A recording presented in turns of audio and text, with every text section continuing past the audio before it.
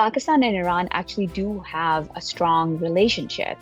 Even though there, of course, have been tensions in the past, especially last year, I think Pakistan should be watching out for instability that's caused by this conflict. And there's some news now that there might be off-ramps in place and potentially that this would be an end to the conflicts, at least between the US and Iran. This is the first time that a field marshal / chief of army staff has had lunch with a president of the United States very openly. Before in the past, when chief of army staffs have come, they've met with National Security Council members and, of course, the presidents and vice presidents, but it's never been sort of open.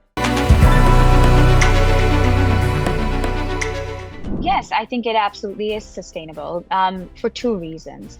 I mean, the first one is Pakistan's nuclear program is directed towards India, and it's India-centric. Even its military doctrines and any nuclear doctrines and understanding that exist are focused on India. And so since they're not really about any other state, it is, I would say, relatively easy for Pakistan to walk that tightrope. And the second is that Pakistan and Iran actually do have a strong relationship.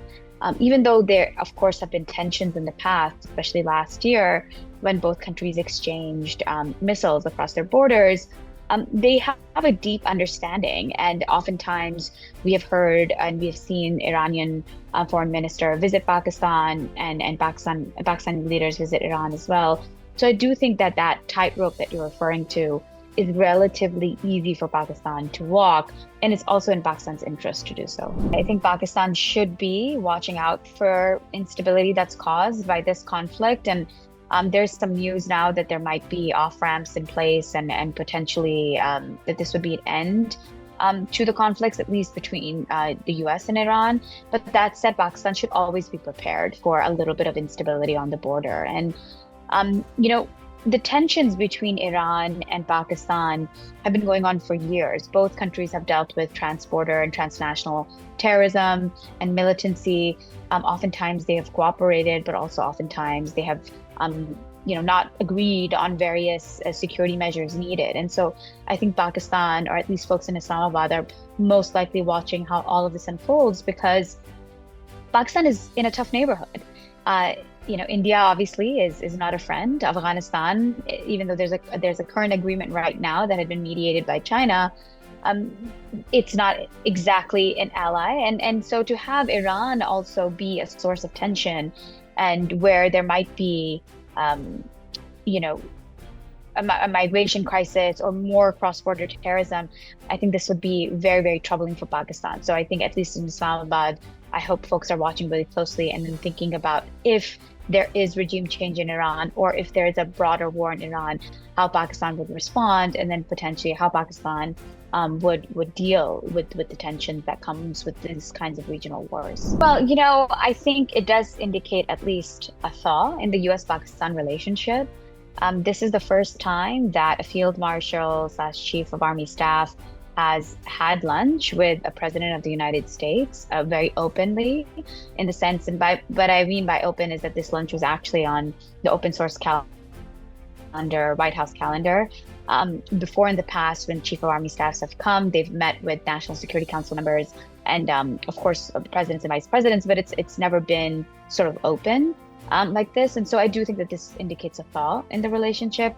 And look, as far as whether or not Pakistan is hedging, Pakistan is I think it's at a somewhat of a stronger position than it has been, mainly because I think Pakistan's strength has been during the India-Pakistan crisis in May, that it did come out as a responsible and restraint-oriented nuclear weapon state, which is really important to highlight. And so I think when General Munir came here, he potentially highlighted how Pakistan, and even before he came, there was a civilian delegation that came through, and I think that they highlighted their message of peace, but above that, they highlighted their desire to have talks with India and to figure things out so that these kinds of conflicts between the two nuclear weapon states don't occur again.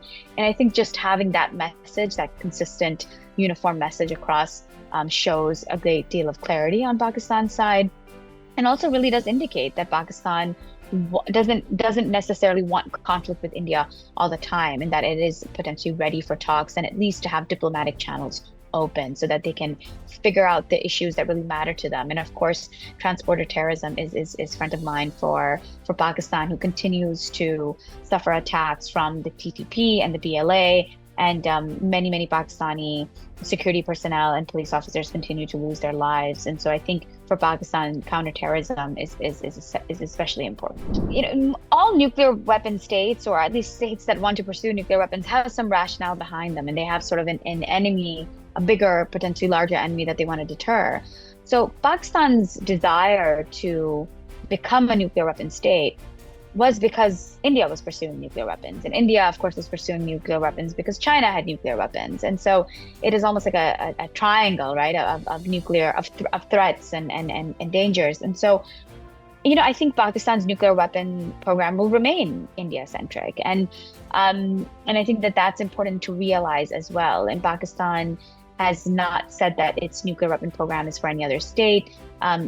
India has always been front of mind for Pakistan and sort of the center of its security calculus. And I don't see that changing, even if there is a fast-moving regional war elsewhere, or it's something that potentially affects Pakistan. I don't see that particular aspect of Pakistan's security changing.